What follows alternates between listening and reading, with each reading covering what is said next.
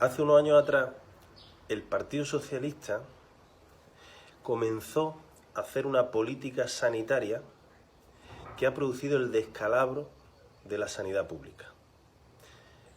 Hay una cosa importantísima que el anterior gobierno socialista se cargó, que fue la independencia de los profesionales a decidir sobre el paciente. ¿Y eso cómo se hace? Bueno, pues se crean las denominadas unidades de gestión clínica. Eso se establece en la atención primaria, en los centros de salud. Y entonces, ¿qué se hace? Yo eso lo viví. ¿Qué era? Que los médicos de familia, los médicos de cabecera, pudieran cobrar un dinero que se le llamó productividad, es decir, cobrar más dinero si cumplían una serie de objetivos. Unos objetivos que perjudicaban y iban en contra de la independencia de la decisión del profesional y en muchos casos, fijaros lo que os digo, perjudicaban y perjudican al paciente, porque eso sigue estando.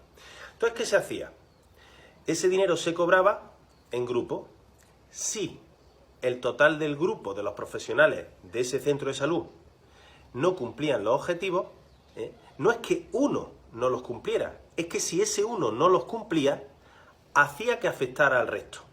Y así, en determinadas reuniones que había, el director del centro de salud podía señalar a una persona y decirle: tú no estás cumpliendo los objetivos y tú estás haciendo que todos los demás cobremos menos. Yo eso lo considero cruel y realmente lo considero una mierda. Ser médico y estudiar una carrera para que tú tengas que decidir en grupo cuando tú tienes un cupo de pacientes y tú decides lo que le recetas a tu paciente, tú decides cuándo le mandas una prueba a tu paciente y tú decides cuándo lo derivas a un especialista, quitar ese poder a los médicos, diciendo además que si tú recetas nuestros medicamentos de mierda de subasta, si tú mandas menos pruebas o si tú derivas menos, yo te pago más. Pero eso escondía una trampa y el PSOE, en esa política de gestión sanitaria, decía que con eso se ahorraba. Vale. No se ahorraba una mierda. Eso ha permitido que el Partido Socialista, con su aliado en estos últimos años, esos objetivos, por ejemplo, y os pongo un ejemplo que lo vais a entender muy bien: recetar medicamentos de subasta. Es decir, usted ponga el principio activo que yo ya en la farmacia le diré, en la farmacia, el que le tienen que dar. Eso ha hecho, como en muchas otras concesiones, no solo los medicamentos, que los políticos pudieran cometer el mayor fraude fiscal y llevarse dinero calentito a su bolsillo. Solo los del partido político de turno, claro.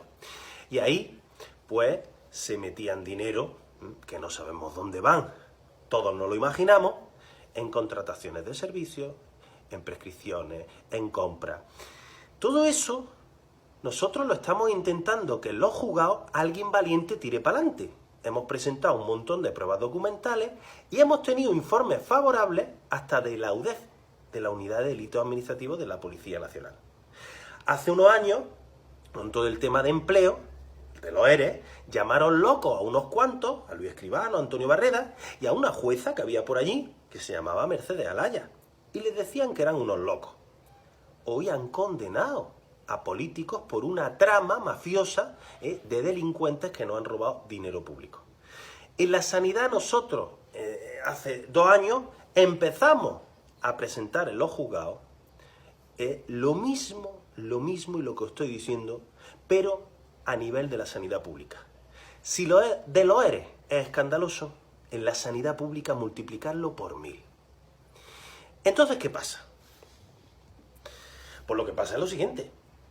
La primaria, los médicos de familia, en esa prostitución y por darles unos objetivos que muchos se creyeron que eran para ahorrar, pervirtieron y fueron conniventes en el destrozo que ahora mismo, actualmente, el colapso que vive la atención primaria.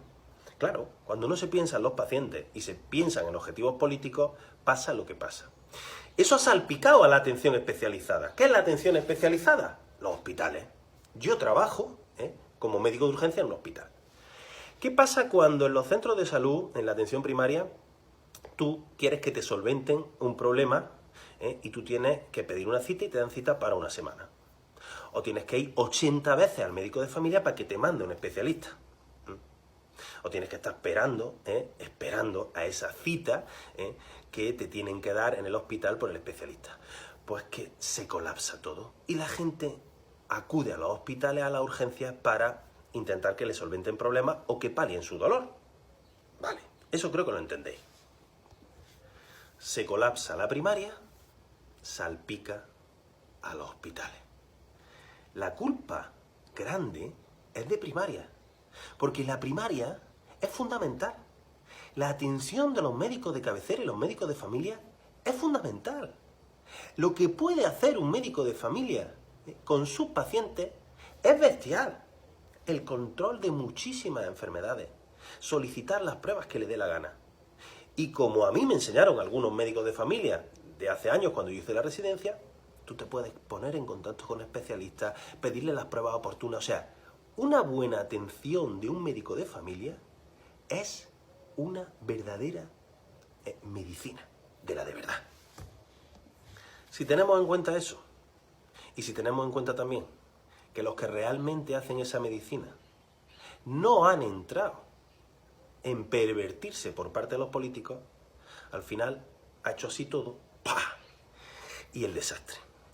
Si todo ello viene con que lo mismo que se ha hecho en la atención primaria lo quiere hacer en los hospitales, y se le denomina eso fusiones de hospitales, que es lo mismo, politizar del todo la sanidad, entrar con las unidades esas de gestión que os he dicho, es decir, implementar objetivos políticos sobre servicios de digestivo, de UBI, de cirugía, de todo, entonces la sanidad va al descalabro. Todo esto lo ha hecho el Partido Socialista y sus políticas de gestión sanitaria de izquierda, totalmente. ¿Qué pasa entonces? Que cuando las unidades de gestión estas intentan entrar en los hospitales, se ponen en marcha las fusiones y se coge como modelo para abrir las fusiones en Granada. Y en Granada ya sabéis lo que pasó. Que yo hice unos cuantos vídeos, nos pusimos patas arriba y miles de personas hicimos que se revirtiera todo ese descalabro de unidades de gestión y de fusiones con 40.000 millones de irregularidades y de presuntos delitos que hicieron caer a Susana Díaz. Bueno, tumbamos las fusiones y ¿qué pasa? Que al revertir la fusión, la inútil y la inepta de Susana Díaz pone en el descubierto toda la marrullería que se ha hecho en la sanidad pública en estos últimos años. Todo lo que pasa hoy actualmente en la sanidad pública y todo el desastre que pasa en la sanidad pública andaluza es el máximo culpable el Partido Socialista. El nuevo gobierno andaluz que se encuentra, que gobierna, y se lo encuentra todo hecho, porque ellos no hacen absolutamente nada contra esa política de gestión, absolutamente nada.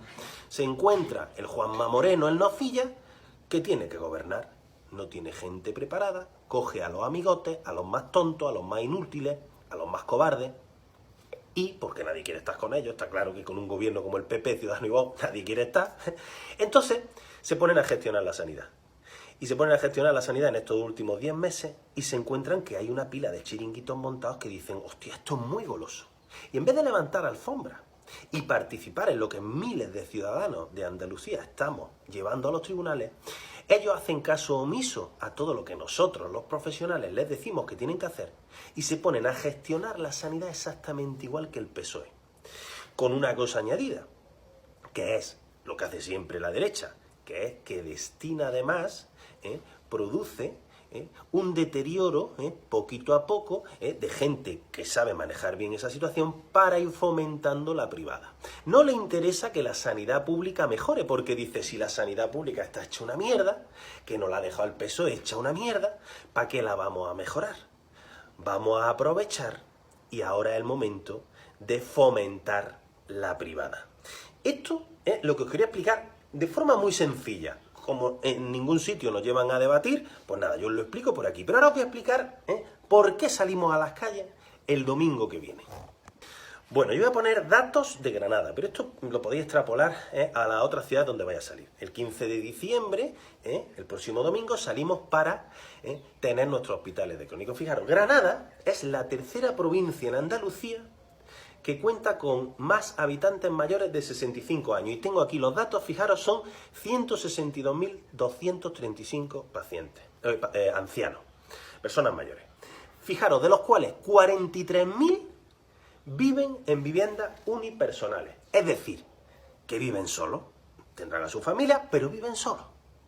Y fijaros, la esperanza de vida en Granada ha pasado de los 72,6 años, de media en el año 1975, a una esperanza de vida de 82,17 años en el 2017. Esos son datos hasta el 2017. Es acojonante. Fijaros, las bases para conseguir la mejor atención para todos los pacientes ancianos es la atención primaria. Pero la atención primaria ha entrado en colapso por lo que os he explicado antes. ¿Qué hace falta ahora mismo? ¿Y qué hace falta para la planificación sanitaria de estos años que decís que no doy soluciones? Pues sí, esto no lo digo yo, lo dicen muchísimos profesionales. Hacen falta hospitales de crónicos. Los hospitales actuales son hospitales de agudos. Los hospitales actuales están preparados para atender patologías agudas, estabilizarlas, y mi hospital, el nuevo en el que yo trabajo, tiene muchas menos camas que el antiguo. Pero los pacientes cada vez son mayores. Tienen patologías crónicas que necesitan de tratamientos más alargados. Se estabilizan, pero necesitan de un cuidado, porque muchos viven solos y sus familias, que están algunos en el límite de la pobreza, no pueden cuidarlos. Y necesitan sitios donde se deriven para esos tratamientos más largos, y ya lo he explicado muchas veces.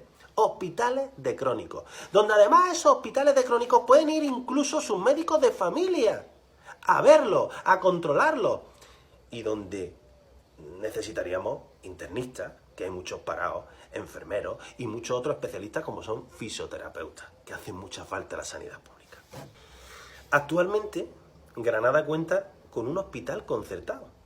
Un hospital que no es un hospital público, que es el Hospital de San Rafael, que lo llevan los hermanos de San Juan de Dios, que les estamos pagando un montón de millones de euros cada año para mandar pacientes allí que muchas veces no nos dan cama porque no tienen suficiente.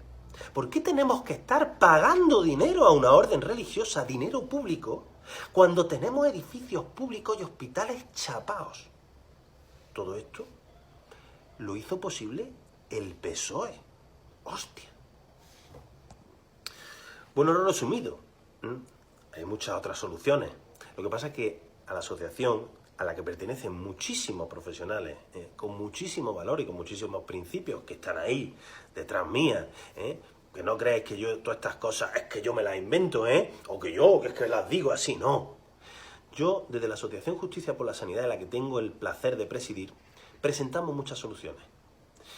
Lo que pasa es que a ningún partido político le interesan estas soluciones, porque en estas soluciones lo primero está en meter en la cárcel a todos aquellos políticos que habéis robado dinero público destinado a la sanidad y os lo habéis metido en vuestros bolsillos y en vuestros partidos. Y segundo, hace falta que los profesionales espabilen y dejen de recibir prebenda política, despoliticemos nuestra sanidad pública y la sanidad pública se gestione siempre por y para el paciente. Y eso parte en la total independencia de los profesionales, que trabajamos en la administración pública y que nos dejen hacer nuestro trabajo. Así que el 15 de diciembre, os espero, para presionar, lo conseguiremos, para que con estas movilizaciones hagamos que el dinero público tenga que ir a donde tiene que ir. ¿Y eso es posible? Sí. Hace muy poquito tiempo conseguimos parar lo que eran las fusiones, y que os he explicado al principio, en los hospitales de Granada. Si la ciudad se mueve y si vosotros defendéis vuestros derechos, lo conseguiremos. Si no, esos delincuentes que tenemos ahí arriba por políticos y gobernantes, seguirán llevándose nuestro dinero. Nos vemos el domingo a las 12.